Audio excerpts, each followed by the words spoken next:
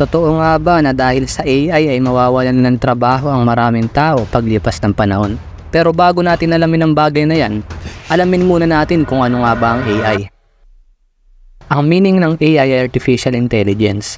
Kaya ito ang ipinangalan dito dahil ginawa lang ito ng mga tao upang gayahin o i-replicate ang ilang human intelligence gaya ng problem solving, learning, at decision making. Meron lang itong limitadong kaalaman at kakayanan na pwede niyang magamit upang makatulong mapadali ang trabaho nating mga tao. Naimbento ang AI noong 1950 to 1956. Inimbento ito ng 10 tao at pinangunahan ito nila Alan Turing at John McCarthy. May dalawang uri ng AI. Ang isa ay tinatawag na weak AI or narrow AI. Limitado lang ang kaya nitong gawin. Halimbawa ito si Bordagol, isang AI. At ang kaya lang niyang gawin ay maghugas ng pinggan pero bukod dun, wala na. Pero sana all marunong maghugas. Meron namang tinatawag na strong AI o Artificial General Intelligence. Ang pinaka-perfectong example nito ay si Ultron, yung robot sa Avenger dahil meron siyang sariling isip. Ganon din ang strong AI. Merong sariling isip, emosyon, common sense, consciousness at mga normal na bagay na nararamdaman o kayang gawin ng normal na tao. Ngayon may gusto lang akong itanong. Sa tingin mo, meron na bang strong AI sa panahon natin ngayon?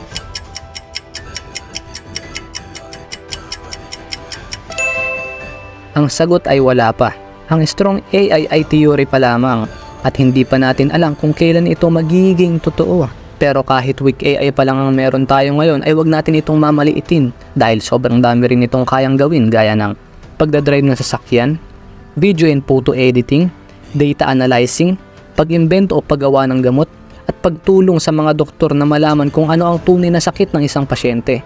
Kaya i-appreciate natin ang mga taong nagde-develop ng mga ganitong bagay dahil sobrang dami nitong natutulungan. Pero balik tayo sa tanong, dahil ba sa AI ay mawawalan ng trabaho ang maraming tao? Para sa akin o ang opinion ko ay pwedeng oo at pwedeng hindi. Pwedeng oo, dahil kung iisipin natin meron ng AI na kayang mag-drive ng sasakyan. At kung titignan natin ang video na ito ay hindi lang basta-basta driving ang kaya nitong gawin dahil na-analyze niya ang mga possible na pwedeng mangyari at nakakapag-react agad ito ng mabilis gaya ng isang tao. So pag dumami yung ganitong sasakyan ay pwede mawalan ng trabaho ang ating mga driver. Pero gaya nating mga tao, nagkakaaberya rin ito gaya ng footage na ito.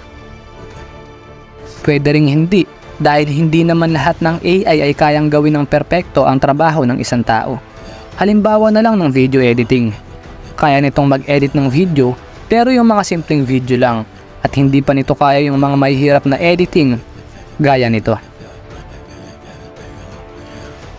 Pero tandaan natin, ang AI ay ginawa upang makatulong sa ating mga tao at hindi para agawin ang ating trabaho.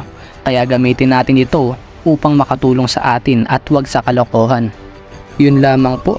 Sana natulungan kong madagdagan ang inyong kaalaman patungkol sa Artificial Intelligence.